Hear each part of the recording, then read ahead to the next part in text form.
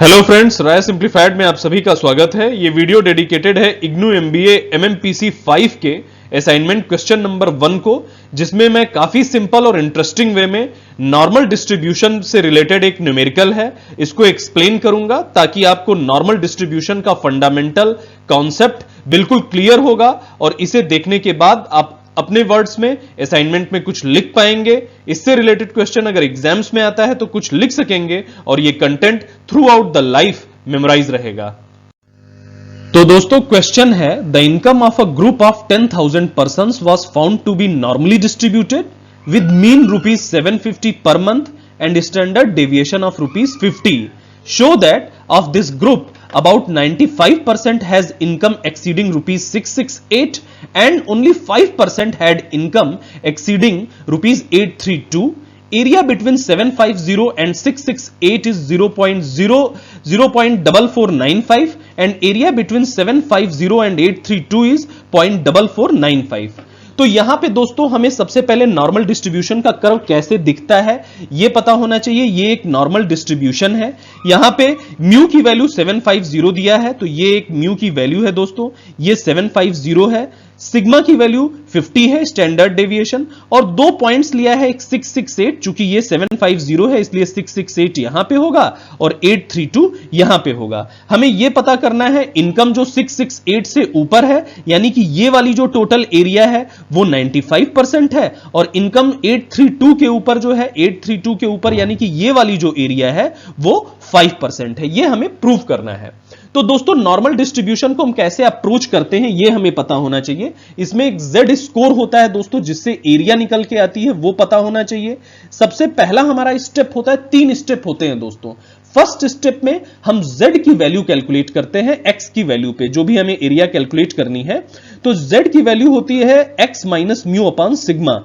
इस फार्मूले का यूज करके X की वैल्यू रख करके म्यू और सिग्मा की वैल्यू रख के हम Z की वैल्यू पता करते हैं, और जो भी Z की वैल्यू आती है उस सेकेंड स्टेप में उस वैल्यू को Z स्कोर टेबल से देख करके उसका Z स्कोर हम पता करते हैं। यह सेकेंड स्टेप होता है। अब जो भी Z स्कोर निकल के आया उसमें 100 से अगर हम मल्टीप्लाई कर दें तो हमें परसेंटेज में जो एरिया है उस X के पॉइंट के पहले की जो एरिया कवर होगी वो पता लग जाएगी, और उसके बाद की उसके अलावा जो बची हुई एरिया है हम 100 से माइनस कर दें तो जो एडिशनल एरिया है, जो बची हुई एरिया है, रिमाइंडर एरिया है, वो हमें पता लग जाएगी दोस्तों। तो इस तरह से हम इसको देखते हैं दोस्तों। अगर हम इसमें देखें इस क्वेश्चन में तो 668 एक पॉइंट है, इसमें हम x की z इज सबसे पहला स्टेप हमने जाना कि z की वैल्यू कैलकुलेट करते हैं। तो x minus mu upon sigma 668 minus 750 mu की वैल्यू है अपॉन सिग्मा 50 है, ये देख ले तो माइनस 1.64 हो जाएगा। दूसरा स्टेप है z स्कोर की टेबल को में हम माइनस 1.64 अगर देखेंगे, नेक्स्ट स्लाइड में मैं ये बताऊंगा कि z स्कोर टेबल कैसे देखते हैं दोस्तों। बट यहां पे अगर हम मान लें कि z स्कोर की टेबल अगर हमने देखा है तो माइनस 1.64 की वैल्यू जो है वो Z की वैल्यू के अगेंस्ट में 0.0505 आती है दोस्तों। किस चीज की वैल्यू? Z स्कोर की वैल्यू। ये हम टेबल से देख करके पता कर सकते हैं। नेक्स्ट स्लाइड में मैं बताऊंगा कैसे हम माइनस 1.64 के अगेंस्ट में Z स्कोर देखेंगे। अब जो भी Z स्कोर मिल गया उसको हम 100 से मल्टीप्लाई कर देंगे तो हमें ये वाली एरिया मिल जाएगी। कॉन्सेप्ट में हमने जाना था कि ये जो भी एरिया मिली X Z कि जो वैल्यू हमने x की जिस भी वैल्यूज पे निकाली उसके पहले की एरिया मिलती है। यहां पे मिल गई 5% और x की कितने वैल्यू पे हमने निकाला था? 668 पे। तो 668 के पहले जो इस एरिया कवर हो रही है इस कर्व के द्वारा 5%, वो ये रिप्रेजेंट कर रहा है 5%। तो हमें क्वेश्चन में क्या पूछा है कि इनकम अबव 668 रुपीज के ऊपर जो इनकम है वो कितनी है, यानी इस एरिया की बात कर रहा है। चूंकि ये एरिया 5% है, टोटल एरिया 100% है, तो अगर हम 100 में से 5 माइनस करें तो 95% ये जो रिमेनिंग बची हुई एरिया है वो निकल के आ जाएगी, और 95% ही हमें प्रूव करना था। तो इस तरह से हमने प्रूव कर दिया कि ये जो बची एरिया है वो 95% है। दूसरा, अब हमें दूसरी चीज प्रूव करना है कि ₹832 के ऊपर जो इनकम है वो सिर्फ 5% लोगों की है। सेम चीज x की वैल्यू 832 रख दिया, z की वैल्यू निकालनी है तो x 832 minus mu 750 minus sigma 50 अगर हम कर दिए तो यहां पे z की वैल्यू प्लस 1.64 आ गई। सेकेंड स्टेप में हम z स्कोर देखेंगे z की वैल्यू के अगेंस्ट में, z स्कोर टेबल का यूज करके, टेबल यूज करना मैं नेक्स्ट स्लाइड में बताऊंगा। तो अगर हम प्लस 1.64 देखें दोस्तों तो z स्कोर हमारा निकल के आएगा 95%, 0.95 के अबाउट, जिसको हम अगर 100 से मल्टीप्लाई कर दे तो 95% ये हो जाएगा। तो ये कौन सी एरिया होगी, x की किस वैल्यू पे हमने निकाला है 832, तो 832 के पहले की जो एरिया है लेस देन z स्कोर होता है दोस्तों, जैसा कि हमने कॉन्सेप्ट में जाना था। तो ये वाली जो एरिया है 832 के पहले वो निकल के आ गई 95%। लेकिन हमें क्या पता करना है 832 से ज्यादा की इनकम कितने लोगों की है, यानी इस एरिया की बात कर रहा है। तो हम 100 में से माइनस कर देंगे 95 को, तो 5% निकल के आई और यही 5% हमें प्रूव करना था दोस्तों। तो ये हमने प्रूव कर दिया। इसको एक दूसरे तरीके से भी हम कर सकते हैं दोस्तों कि हमें एडिशनल इंफॉर्मेशन दी है, हमें ये एरिया निकालनी है। अगर हमें ये एरिया, ये वाली एरिया और ये वाली, ये तीनों अलग अलग एरिया मिल जाए तो हम ये निकाल सकते हैं। क्योंकि ये एरिया हमने ऑलरेडी निकाल चुकी है, यहां पर 668 के पे कितना है 5% है। तो इसके पहले की एरिया कितनी है दोस्तों, ये 5% है। अब यहां जेड स्कोर दिया है 0.45 के अराउंड, तो इसको हम परसेंट में कैलकुलेट कर दें तो ये 45%। सिमिलरली ये वाली एरिया भी 45% है। तो ये एरिया अगर हम 100 में से 5 प्लस 45 प्लस 45, ये तीनों एरिया को प्लस करके 100 में से माइनस कर दें तो यहां से भी हम 5% अचीव कर सकते हैं दोस्तों। तो इस तरह से हमने जाना कि कैसे नॉर्मल डिस्ट्रीब्यूशन के प्रॉब्लम को हम अप्रोच करके ये प्रॉब्लम को सॉल्व कर सकते हैं। नेक्स्ट स्लाइड में दोस्तों जो हमने यहां पे -1.64 और प्लस 1.64 के अगेंस्ट में जेड स्कोर देखा था वो डिस्कस करेंगे।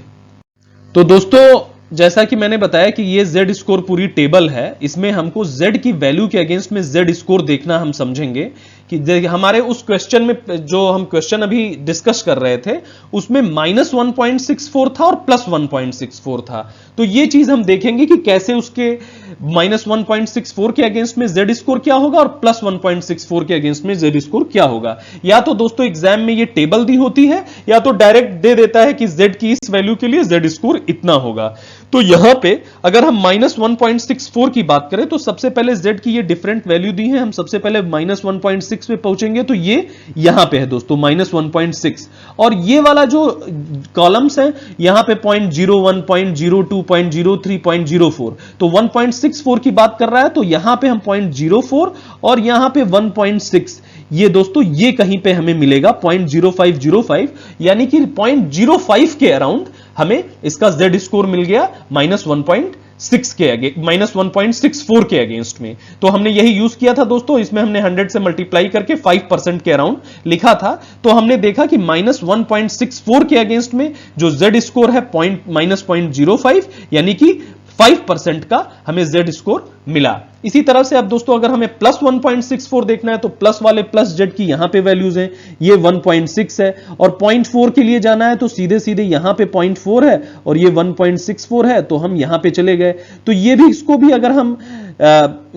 भी अगर हम सिंप्लीफाई करें तो ये भी 0.95 के अराउंड है, और अगर इसको हम परसेंट में कैलकुलेट करें तो 100 से मल्टीप्लाई कर देंगे तो ये 0.95% के अराउंड आ जाएगा। तो इस तरह से दोस्तों हमने Z स्कोर टेबल को यूज करना सीखा। मैं होप करता हूं कि अब आप समझे होंगे कि नॉर्मल डिस्ट्रीब्यूशन को अप्रोच कैसे करते हैं। Z is equal to x minus mu upon sigma के फार्मूला को देखा। सबसे पहले हम ये लगा करके Z की वैल्यू कैलकुलेट करते हैं, उसके बाद Z स्कोर टेबल का यूज करके Z स्कोर देखते हैं, उसमें 100 से मल्टीप्लाई करके जो परसेंटेज एरिया है वो निकाल देते हैं। जो परसेंटेज एरिया निकलती है वो x की वैल्यू से पहले की जो भी एरिया होती है उसको बताती है। उसमें से हम अगर 100 में से वो वाली एरिया माइनस कर दें तो जो हमको एक्स्ट्रा एरिया है वो मिल जाती है।